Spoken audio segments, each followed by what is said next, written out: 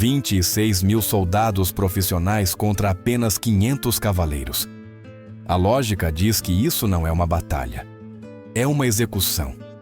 Então, por que o impossível aconteceu em Mont Gisard? Por que o exército mais temido do Oriente foi destruído em um único dia? Como um rei de apenas 16 anos, doente de lepra e condenado a morrer, conseguiu esmagar o poder absoluto de Saladino? E há uma pergunta ainda mais inquietante. Se esta foi uma vitória tão total, por que não salvou o reino de Jerusalém? Fique, porque esta história não é sobre números nem milagres, mas sobre o erro mais perigoso da guerra, a arrogância. O ano é 1167, e o equilíbrio de poder no Oriente Próximo parece decidido. Salah ad-Din Yusuf ibn Ayyub, conhecido no Ocidente como Saladino, alcançou o auge absoluto. Uniu o Egito e a Síria, forjou um império que se estende do Nilo ao Tigre e tornou-se o líder indiscutível do mundo muçulmano. Sua autoridade é firme, seu prestígio inquestionável e seu exército, uma máquina de guerra profissional, disciplinada e experiente. Para ele, resta apenas uma afronta não resolvida, um espinho cravado no coração de seu domínio. O pequeno reino cristão de Jerusalém, fundado por invasores europeus décadas atrás, não é apenas um objetivo militar, é um insulto religioso que deve ser apagado do mapa. Frente a este colosso, ergue-se uma figura que ninguém leva a sério. Balduíno IV, rei de Jerusalém, tem apenas 16 anos, mas sua juventude não é o que desperta o desprezo de seus inimigos e a desconfiança de sua própria corte. Balduíno é leproso. A doença incurável avança lentamente por seu corpo, devorando nervos e carne. Não sente sua mão direita, seus pés estão cobertos de ataduras, e a dor é uma presença constante. Muitos nobres o consideram um castigo divino, um rei impuro, incapaz de governar e muito menos de lutar. Em silêncio, esperam sua morte. Alguns até a desejam. O que não vem é o que se esconde sob esse corpo doente. Balduíno possui uma mente fria, calculadora, uma vontade que não se quebrou. Onde outros veem fraqueza, ele vê clareza. Sabe que seu tempo é limitado e que não pode permitir erros. Enquanto Saladino observa o reino de Jerusalém como uma presa madura, Balduíno compreende que a guerra não será vencida por número nem por força bruta, mas por decisões tomadas no momento exato. A inteligência de Saladino é clara. O reino cristão está em seu ponto mais fraco. O rei anterior morreu, o trono está ocupado por um jovem moribundo e as defesas parecem insuficientes. É o momento perfeito para atacar. Convencido de que não encontrará resistência real, Saladino reúne um exército colossal. 26 mil homens cruzam o deserto. Mamelucos de elite, cavalaria leve e infantaria endurecida por anos de campanha. É a maior força que a Terra Santa viu em uma geração. Balduíno sabe disso. Sabe que ficar em Jerusalém significa esperar o cerco e a derrota. E então toma uma decisão que horroriza todos os seus conselheiros. Não fugirá. Não se esconderá atrás dos muros da cidade santa. Reúne os únicos homens disponíveis, 500 cavaleiros e alguns milhares de infantes, e cavalga para o sul, diretamente em direção ao exército de Saladino. Para muitos, é um ato de loucura. Para Balduíno, é a única opção. 2 homens avançam para o choque inevitável. Um confia em seu poder absoluto. O outro só tem sua vontade e a certeza de que subestimar um inimigo é o primeiro passo para a derrota. A invasão começa como Saladino a imaginou. 26 mil homens avançam do Egito cruzando o deserto em colunas intermináveis. Mamelucos de elite, cavalaria ligeira sudanesa, infantaria síria experiente em campanhas anteriores. Não é uma expedição, é uma avalanche. As fortalezas fronteiriças não são um obstáculo. Gaza é ultrapassada sem dificuldade. O plano é simples e lógico. Ignorar as defesas secundárias, marchar diretamente para Ascalão e, de lá, abrir o caminho para Jerusalém. A cidade santa está praticamente indefesa. A vitória parece assegurada mesmo antes de combater. Balduíno age com uma rapidez que desconcertou a todos. Consegue entrar em Ascalão pouco antes que a vanguarda de Saladino cerque a cidade. De fora, a situação é clara. O rei leproso e toda a força de combate de elite do reino, os 500 cavaleiros, estão presos atrás dos muros. Para qualquer comandante, é o final perfeito. O inimigo concentrado em uma jaula, esperando ser esmagado por um cerco inevitável. Saladino observa e dá a campanha por concluída. Em sua mente, a guerra já está ganha. Convencido disso, toma uma decisão que mudará o curso da história. Deixa um pequeno destacamento para vigiar Ascalão e avança com o grosso de seu exército em direção a Jerusalém. Por que perder tempo? A capital está vazia de defensores e o rei inimigo está preso. É nesse momento que comete o maior erro de sua vida, um erro nascido não da ignorância, mas da arrogância. Certo de seu triunfo, Saladino relaxa a disciplina de seu exército. Permite que seus homens se dispersem para saquear as aldeias do caminho. Ramla, Lida e os campos circundantes se tornam presa fácil. As unidades se separam, os soldados se carregam de riquezas, os cavalos pastam sem controle. A estrutura militar se dilui e a máquina de guerra se transforma lentamente em uma horda confiante e desordenada. Todos acreditam que o inimigo está acabado, preso em Ascalão, paralisado pelo medo. Mas dentro da cidade, Balduíno observa. Das muralhas, vê como a nuvem de poeira do exército de Saladino se divide e se afasta. Vê como a força principal se dispersa, embriagada por uma vitória que ainda não ocorreu. Onde outros veriam uma derrota inevitável, ele distingue uma brecha, um instante frágil, quase invisível, que só existe porque seu inimigo se sente invencível. Seus barões suplicam que não saia. Lá fora não há esperança, apenas um massacre certo. Morrer atrás dos muros parece mais sensato do que ser destruído em campo aberto. Mas Balduíno não escuta essas vozes. Escuta um homem conhecido por sua violência e sua audácia militar, Reinaldo de Chatillon. Reinaldo não oferece segurança. Oferece uma loucura. Um ataque impossível contra um exército que esqueceu que a guerra ainda não terminou. Enquanto isso, Saladino instala seu acampamento perto de Mongizar. Não levanta defesas sérias. Está pensando em sua entrada triunfal em Jerusalém, não em uma ameaça que, segundo ele, já está neutralizada. A arrogância fez seu trabalho. O exército mais poderoso do Oriente está disperso, confiante e cego, sem saber que, atrás dos muros de Ascalão, um rei moribundo decidiu sair de sua tumba. A oportunidade é mínima e desaparecerá em questão de minutos. Os exploradores de Balduíno retornam com uma informação decisiva. O destacamento que Saladino deixou para vigiar Ascalão é pequeno, confiante, mal posicionado. Não espera um ataque. Para qualquer outro comandante, esse dado não mudaria nada.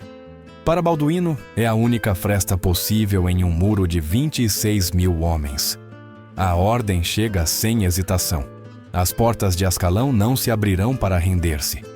Elas se abrirão para atacar. Ao amanhecer de 25 de novembro, quando o deserto ainda está coberto por uma luz fria e enganosa, as portas se abrem de repente. Não é uma retirada nem uma negociação. É uma erupção. 500 cavaleiros, a elite do reino de Jerusalém, irrompem para o exterior com uma violência súbita e implacável. O destacamento muçulmano não tem tempo de reagir. Não consegue formar uma linha, nem enviar advertências. É atropelado em questão de instantes. A matança é rápida, brutal e silenciosa. Os vigias caem um após o outro antes de compreenderem o que está ocorrendo. O caminho fica livre e, pela primeira vez, Balduíno já não está preso. Agora é ele quem se move. O pequeno exército cristão não cavalga para Jerusalém para defendê-la.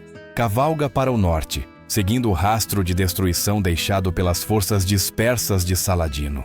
Não é uma retirada, é uma caçada. E à frente dessa força impossível avança o próprio rei. Balduíno tem 16 anos. Mal consegue segurar as rédeas com sua mão esquerda. Sua mão direita, dormente pela lepra, está enfaixada. Seu rosto, oculto atrás de uma máscara de prata, esconde os sinais da doença. Mas seus olhos revelam uma determinação absoluta. Seus homens não veem apenas um rei marchando com eles. Veem algo mais. Levam consigo a relíquia mais sagrada do reino, um fragmento da Vera Cruz. Para esses homens, a manobra deixa de ser puramente militar. Transforma-se em uma guerra total, sem espaço para a dúvida. Cavalgam para a morte ou para um milagre, conscientes de que não existe uma terceira opção. Enquanto isso, o exército de Saladino está espalhado por quilômetros. As unidades saqueiam sem coordenação. Os soldados descansam, os cavalos pastam. A comunicação entre os comandantes é quase inexistente. Saladino, confiante e relaxado, permanece perto de Monte Gisard. Seus exploradores lhe asseguram que Balduíno continua preso. O rei menino, o leproso, não representa nenhuma ameaça. Nesse excesso de confiança, a guerra deixou de ser um alerta constante e se tornou uma celebração prematura. Balduíno avança em silêncio, aproveitando cada segundo. Sabe que, se for descoberto, tudo terá terminado. A brecha é real, mas frágil. E nesse espaço de minuto, entre a arrogância de um império e o desespero de um reino moribundo, a história está prestes a se romper. Os exploradores retornam a galope com uma notícia que parece irreal. O acampamento principal de Saladino está à vista. O sultão está lá, e o que encontraram não é um exército preparado para a guerra, mas um caos espalhado sobre a areia. Os 26 mil homens não formam linhas, não mantêm posições. Estão dispersos, carregados de pilhagem, com as armas empilhadas e os cavalos pastando sem vigilância. A vitória os embriagou antes do tempo. Ninguém espera um ataque. Ninguém imagina que o inimigo saiu de sua tumba e avança em direção a eles. Balduíno compreende imediatamente que o tempo é seu inimigo mais perigoso. Se esperar, se duvidar, se permitir que Saladino recupere a disciplina de suas tropas, tudo terá terminado. A oportunidade é mínima, talvez dure apenas alguns instantes. À sua frente, ele tem seus 500 cavaleiros, templários, hospitalários e nobres do reino, homens endurecidos por anos de combate. Todos sabem o que o rei está prestes a pedir-lhes. Não é uma manobra tática. É uma carga frontal contra um inimigo 50 vezes superior em número. Balduíno avança com dificuldade. Desce de seu cavalo e se ajoelha sobre a areia. Diante da Vera Cruz, inclina a cabeça e pede uma única coisa: uma vitória impossível ou uma morte gloriosa. Seus homens observam em silêncio. Já não veem um jovem doente. Veem seu rei disposto a liderá-los mesmo com o corpo despedaçado. Se ele está disposto a cavalgar para o inferno, nenhum pode ficar para trás. A ordem é dada ao cair da tarde de 25 de novembro. Os cavaleiros baixam as viseiras, endireitam as lanças e começam a avançar. Primeiro a passo, depois a trote, finalmente a galope. O acampamento de Saladino ouve o estrondo antes de compreender o que acontece. Um retumbar profundo atravessa a terra. Alguns pensam que é um terremoto. Então os veem. 500 cavaleiros blindados emergem de uma nuvem de poeira. O sol poente refletindo em seus elmos como um clarão cegante. O pânico explode instantaneamente. Os soldados muçulmanos estão a pé. Suas armas não estão em suas mãos. Os comandantes gritam ordens contraditórias. A guarda pessoal de Saladino, os mamelucos, tenta formar uma linha defensiva, mas é tarde demais. A carga não atinge os flancos nem busca cercar o inimigo. Atinge diretamente o centro, o coração mesmo do acampamento, avançando sem desviar para a posição do sultão. O impacto é devastador. A linha dos mamelucos se quebra como cristal sob um martelo. A infantaria se dissolve. Os 500 cavaleiros atravessam o acampamento como uma lâmina quente sobre manteiga. Não há tática refinada, apenas violência concentrada e velocidade absoluta. O terror se espalha mais rápido do que qualquer ordem. Os soldados jogam o butim, procuram desesperadamente suas armas, chamam unidades que já não existem. O ar se enche de gritos, não de guerra, mas de pânico puro.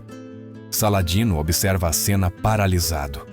O conquistador do Egito, o unificador do Islã, já viu batalhas antes, mas nunca algo assim. Isso não parece um exército inimigo, parece uma força sobrenatural. Seus guarda-costas morrem ao seu redor, criando um muro de corpos para protegê-lo. Mas esse muro desmorona. No centro do caos, avança Balduíno.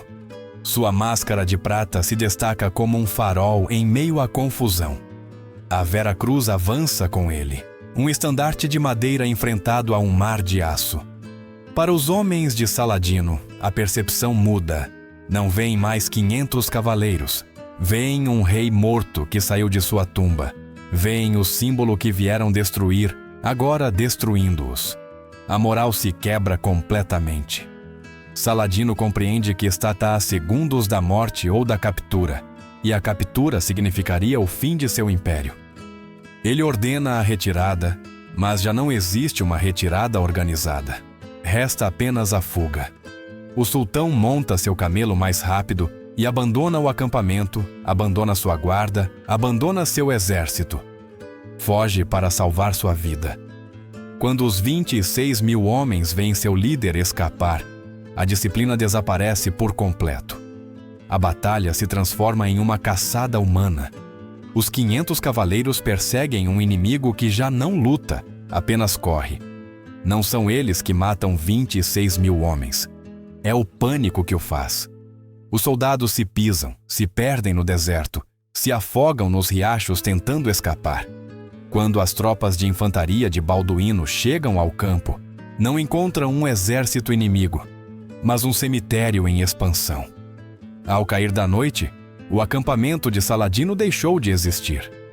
Dos 26 mil homens que cruzaram a fronteira, apenas alguns milhares conseguirão retornar ao Egito. O exército mais poderoso do Oriente foi destruído em um único dia. Quando o sol se põe sobre Mongizar, o campo já não é um acampamento, é um cemitério aberto. A magnitude da derrota é incompreensível até mesmo para os vencedores. Quase todos os cavaleiros de Balduíno estão feridos. Muitos caíram. Perderam talvez entre 100 e 150 homens. Ainda assim, os 500 fizeram o trabalho de um exército inteiro. Dos 26 mil soldados que cruzaram a fronteira, calcula-se que menos de 3 mil conseguiram retornar vivos ao Egito. 90% da força de Saladino foi aniquilada. Balduíno entra em Jerusalém não como um sobrevivente, mas como uma figura de lenda. O rei doente, o jovem que não deveria governar, retorna como o salvador de um reino condenado. A notícia de Montgizart abala o mundo conhecido. No Cairo, em Damasco, em Bagdá, os cronistas se recusam a acreditar. Exércitos não desaparecem assim. Não diante de um inimigo 50 vezes menor. Não diante de um rei moribundo. E, no entanto, a evidência é inegável. Quando Saladino consegue retornar ao Cairo, mal consegue cruzar os portões da cidade. Está exausto, demacrado, humilhado. O homem que havia unido o Egito e a Síria, o líder considerado invencível, volta acompanhado por um punhado de sobreviventes aterrorizados. Sua escolta, que deveria ser contada aos milhares, reduz-se a alguns poucos homens. A verdade cai como um golpe seco sobre a capital. O invencível foi derrotado. Para Saladino, isso não é apenas uma derrota militar. É uma catástrofe pessoal. É uma mancha em sua honra que não pode ignorar. Cometeu o pecado supremo do poder, a arrogância. Subestimou um menino porque viu a lepra e não a vontade de aço que ardia por baixo. Confiou nos números e esqueceu a disciplina que o havia levado ao topo. Seu exército, uma força de elite forjada em inúmeras batalhas, transformou-se em uma turba dispersa, e quando o golpe caiu, quebrou-se. A derrota o marca para sempre. O Saladino que fugiu de Montgisar não é o mesmo homem que emerge dessa humilhação. A vergonha forja nele uma determinação nova, fria e paciente. Já não se trata apenas de território nem de fé. Agora é pessoal. O rei leproso, o jovem condenado, declarou-lhe uma guerra silenciosa. Saladino jura que nunca mais subestimará esse inimigo e que cedo ou tarde o destruirá. Enquanto isso, em Jerusalém, a euforia invade tudo. A cidade que esperava sua aniquilação celebra seu Salvador. O butim recuperado é imenso. Os tesouros pessoais de Saladino, seus estandartes, seus cavalos de guerra. Um reino à beira da falência respira novamente. Mas Balduíno não se deixa cegar. Sabe exatamente o que aconteceu. Montgisar não foi um milagre divino. Foi uma execução precisa nascida do desespero e da soberba alheia. Ganhou tempo, talvez anos de sobrevivência, mas não ganhou a guerra. O rei entende sua realidade com clareza brutal. Acertou o leão, mas não o matou. E agora, o leão está ferido e é mais perigoso do que nunca. Os anos que se seguiram a Montgisar não trouxeram paz, mas uma calma tensa e enganosa. Balduíno sabia que havia comprado tempo, nada mais. Enquanto seu corpo se deteriorava lentamente, ele usava a autoridade que a vitória lhe dera, para reforçar muralhas, assegurar alianças e preparar o reino para o retorno inevitável de Saladino. A lepra avançava sem piedade. Ele perdia a sensibilidade, perdia a força, mas não perdia a lucidez. Compreendia que seu inimigo havia mudado e que a próxima guerra não seria travada contra a arrogância, mas contra a paciência. Saladino, por sua vez, reconstruía em silêncio. Recrutava homens na Síria e na Mesopotâmia, reorganizava comandos e, sobretudo, purgava qualquer vestígio de excesso de confiança. O exército que renascia não era a horda dispersa de Montgisar. Era uma força disciplinada, endurecida pela humilhação e guiada por um único propósito: a vingança. O duelo entre os dois homens não havia terminado. Apenas entrara em uma fase mais perigosa. Balduíno decide provocar o confronto em seus próprios termos. Ordena a construção de uma nova fortaleza em um ponto-chave do Jordão, o Vado de Jacó. O castelo, conhecido como Chastelet, não é defensivo. É uma adaga cravada no coração do sistema logístico de Saladino. Controla a rota entre Damasco e o Egito e corta linhas de suprimento vitais. É um desafio direto, uma declaração aberta de que o rei leproso ainda está lá. Saladino tenta evitar o enfrentamento. Envia emissários.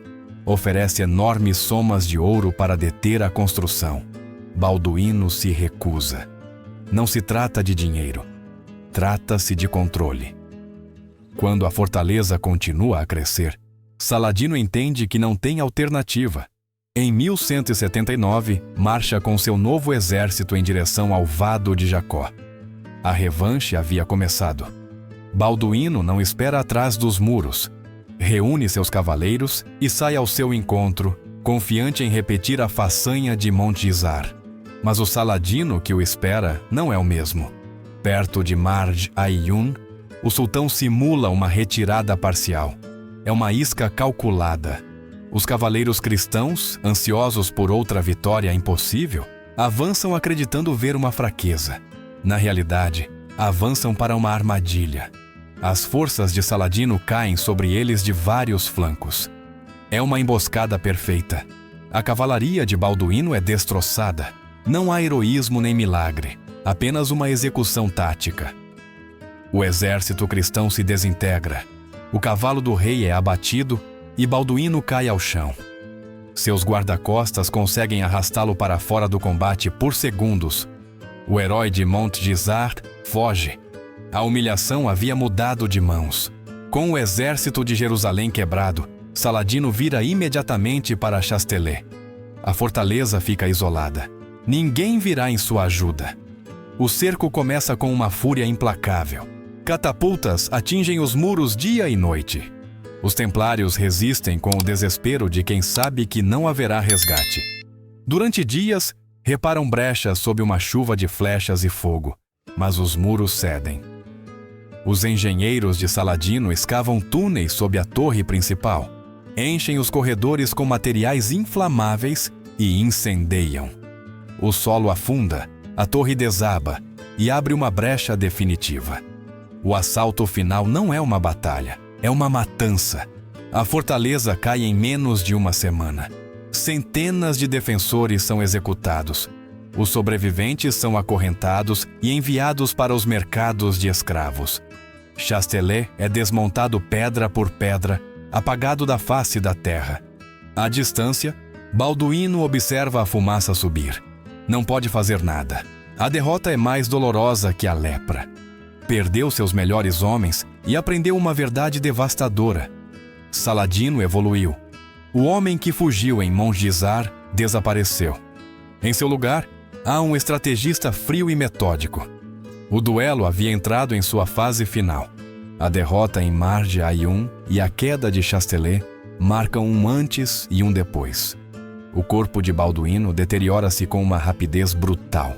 A lepra rouba-lhe a visão, a mobilidade e a força. Mal consegue segurar uma pena, muito menos uma espada.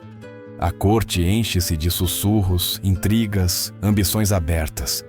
Muitos acreditam que o reino já não tem rei, apenas um corpo moribundo esperando o seu fim.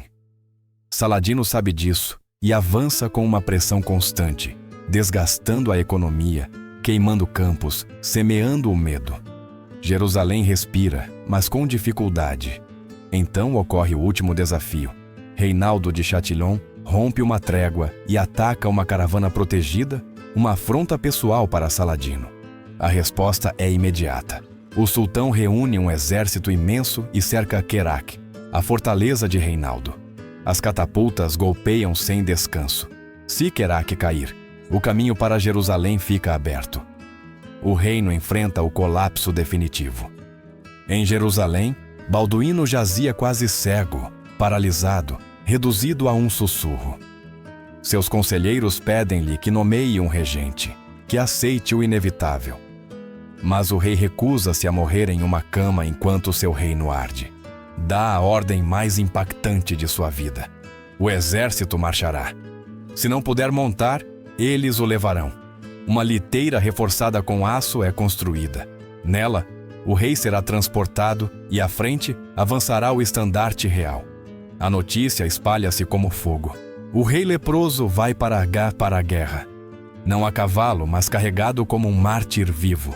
Soldados desmoralizados recuperam algo que julgavam perdido: inspiração. Marcham não pela vitória, mas por seu rei. A coluna avança pelo deserto em uma procissão quase fúnebre. Cada sacudida é uma tortura para o corpo destroçado de Balduíno, mas ele não para. Quando os exploradores informam Saladino, o silêncio cai sobre sua tenda. O exército cristão se aproxima. Quem o lidera? Não é um general. É o rei. Não monta. É levado. Saladino compreende o que isso significa. Lutar contra um exército guiado por um mártir vivo é um risco estratégico impossível de calcular. Se vencer, terá matado um moribundo. Se perder, a humilhação superará até mesmo Mongisar. Saladino toma uma decisão fria e calculada. Levanta o cerco. Quando o exército de Balduíno alcança as colinas sobre Kerak, testemunha o impossível. O exército de Saladino se retira. As catapultas são desmontadas. A invasão se dissolve sem que uma única flecha seja disparada. Balduíno conquistou sua última vitória simplesmente aparecendo. Sua vontade foi uma arma mais poderosa do que qualquer exército. O retorno a Jerusalém não é um desfile triunfal, é uma procissão silenciosa. O rei salvou seu reino mais uma vez, mas o preço é absoluto. O esforço consumiu os últimos restos de sua vida. Balduíno venceu pela última vez, não a Saladino, mas seu próprio corpo. Balduíno retorna a Jerusalém sabendo que não voltará a se levantar. A cegueira é quase total, a dor constante, e o corpo que outrora desafiou um império se tornou uma prisão. Mas antes de morrer, o rei entende que sua última batalha não será contra Saladino, mas contra sua própria corte. Sabe que, se o reino cair em mãos erradas, tudo o que conquistou com sangue será perdido em um instante. Convoca os grandes do reino ao seu leito de morte. Com uma voz apenas audível, toma sua última decisão política. Retira o poder de Gai de Lusignan, o homem ambicioso e vazio em quem nunca confiou, e declara que ele não é digno de governar. Para evitar que o reino se desintegre, ordena Cluny a coroação imediata de seu sobrinho, Balduíno V, uma criança de apenas 5 anos. É um ato desesperado, uma tentativa de saltar por cima de uma geração que considera corrupta e condenada. Em março de 1185, Balduíno IV morre aos 24 anos, governou por 11 anos, metade de sua vida, em uma guerra constante contra o império mais poderoso do mundo e contra sua própria carne. Até mesmo Saladino, ao receber a notícia em Damasco, guarda um momento de silêncio respeitoso. O duelo havia terminado, mas a paz não chega. O frágil equilíbrio se rompe quase imediatamente. O rei menino morre pouco depois em circunstâncias nunca esclarecidas. O vácuo de poder é aproveitado sem piedade. Sibila assegura o trono e coroa Gai de Lusignan como rei de Jerusalém. O homem que Balduíno desprezava está agora no comando. O primeiro ato de Gai é devolver o poder total a Reinaldo de Châtillon. A provocação final não tarda. Reinaldo ataca uma enorme caravana que viajava entre o Cairo e Damasco, ignorando tratados e juramentos. Segundo os relatos, até mesmo um familiar próximo de Saladino viajava nela. Para o sultão, já não há diplomacia possível. Ele jura sobre o Alcorão destruir o reino e matar Reinaldo com suas próprias mãos. Em 1187, Saladino convoca a guerra total. Reúne o maior exército que o Oriente Próximo já viu. Não marcha para sitiar uma fortaleza, marcha para apagar Jerusalém do mapa. Gai de Lusignan, um comandante sem visão, conduz todo o exército do reino ao deserto em pleno verão, carregando a Vera Cruz. Saladino o deixa avançar e depois corta seu acesso à água. Cercados, sedentos e exaustos, os cristãos são aniquilados em Hatim. Não é uma batalha, é uma execução. A Vera Cruz é capturada. O exército do reino deixa de existir em um único dia. Gai e Reinaldo são levados diante de Saladino. O sultão oferece água ao rei capturado e a nega a Reinaldo. Cumpre seu juramento e o executa com suas próprias mãos. Semanas depois, Jerusalém, indefesa, rende-se. Tudo foi perdido. Não pelo gênio de Saladino, mas pela incapacidade dos homens que herdaram a coroa. A vitória impossível de Mondizar, a vontade de aço do rei leproso que derrotou um império mesmo de seu leito de morte, desvanece-se na incompetência e na traição. O reino não caiu por falta de heróis. Caiu porque ninguém foi digno de herdar o legado de um gigante.